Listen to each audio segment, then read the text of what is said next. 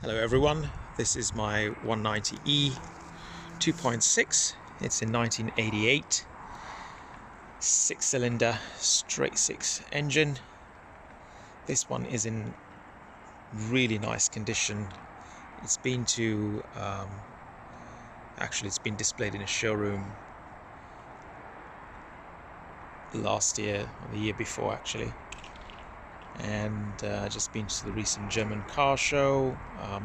It really is in lovely condition, and I thought that it would be worthwhile giving you a little tour of it, mainly because 2.6s are really hard to come by these days. 190Es in any form or manner really, but a 190E in this condition, particularly 2.6, is extremely rare to come by, and I think it's worthwhile remembering this, and I thought I'll make a little video of it.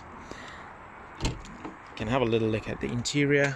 It really is in beautiful condition. Really none of the plastic is broken. I've actually replaced the plastic a couple of years ago. I've had the car for almost 3 years. That's the MB-Tex. Absolutely no rips, not even a wrinkle. I mean, the MB-Tex was amazing. And the rear of the car, I think over the last 3 years, my brother's just sat in it once, but apart from that, nothing really has happened. And I don't think prior to that anyone sat in it. It's got rear headrests as well, which is really rare. The car is tinted in a light dark color, so it probably protects the interior as well. But look at those alloys, they really are in absolutely beautiful condition. Let's have a look at the rear boot. I haven't actually cleaned this, but all the plastic moldings look beautiful. That's the interior, and look at that, how beautiful is that? And I actually didn't realize that I've got 2 tool kits in this. That's amazing. Yeah, it's obviously got an electric sunroof as well. Beautiful on summer days. Let's open up the petrol cap. Look at that, just really nice, clean. Everything is in really nice order in this car. I think that's the main thing. Look at the sound of the doors. It really is a treat, and it's a treat to drive as well. Look at the sound of those doors. It just takes you to another time, another world really. It just takes me back to my childhood. My father had 123s, still got a 124 at home as well, 126s, and this just reminds me of that. I'll just get you to pay attention to the front lights. These are original lights. Nothing has been done to them. It just goes to show it's really had no UV on it. The car's been garaged for, even without knowing that, I'm pretty sure it's been garaged all its life. It couldn't have been in this condition if not. But I mean, look at those lights. Some new cars don't have that clear lights. I mean, it's incredible. And it just goes to show the build quality of these cars as well. If you had a reasonable ability to look after it, they just went on and on. And look at that interior. This is 36 years old, and it's just amazing. I'm always amazed by these cars, just how well they're built and how good they are. If you look after them, they just go on and on forever. This car hopefully stays like this for a very long time, and they probably will, because the build quality was so good. The key is to go to the right person at the right time when you're servicing it. Find a really good specialist who really cares for the car and really know what they're doing. If you go to a wayside garage and let them muck around with these cars, they'll just The car will still run because they're so reliable, but it'll just destroy the car. So, well, at least that's my piece of advice on that one. I'll see whether I can open the engine bay for you. It's always a little bit tricky with the camera in my hand. No, I'm gonna have to change hands.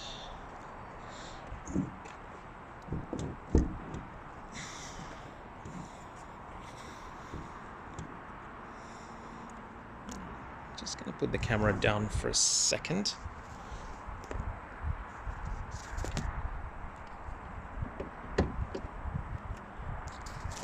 And we're back.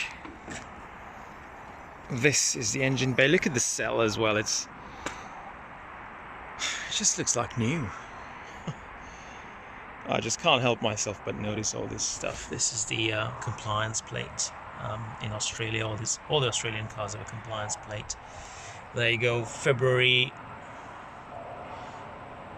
89. That's when it got the compliance plate. And look at the manifolds as well. Most manifolds are quite dark and rusted. This one's actually got the original powder coating that it got from the factory. I haven't had time to clean up the engine bay. I really haven't detailed it, but it still looks pretty good. All the original decals and identification plates. It's just really beautiful. And most of these in the engine bays, the ones that you might see these days, they'll look pretty shabby. They won't have any hood insulation. I've actually had a new hood insulation put in there, and it really is a complete car. This M103 engine, the 2.6 six-cylinder, was actually from the W124, and this car being a lot more smaller than that really did fantastic on it. It just on the road it just pulls really beautifully. It's quite peppy as well because it's got this big engine in a smaller car, and really if you're looking for a 190e, it's the 2.6 that you really want to get. In another 4 to 5 years, this car is just going to be probably even less than that. It really is going to be extremely rare to find this, and something in this condition is just going to be beautiful to have and keep, just to remind you of that era. And the beauty of these cars are that if you want to use it as a daily driver, you can use them as well. I do that. I actually use this car to go to work, which is a bit crazy. I do have other cars as well, but I just love driving it and just enjoy spending time in it, and it's just fantastic driving it around town. People just admiring it as well. You often get people coming up and asking about the car. They're a bit surprised to hear about the age, but again, it just has been really well looked after. Yeah, so that's my little tour of the 190. Well, if you've been watching this, thank you very much for doing that. Hope you enjoyed the video. Sorry if it was not as good as it wanted to be. I'm not really good at doing this stuff. Yeah, hope you enjoyed it, and good luck if you're looking to get one of these. Okay, thank you.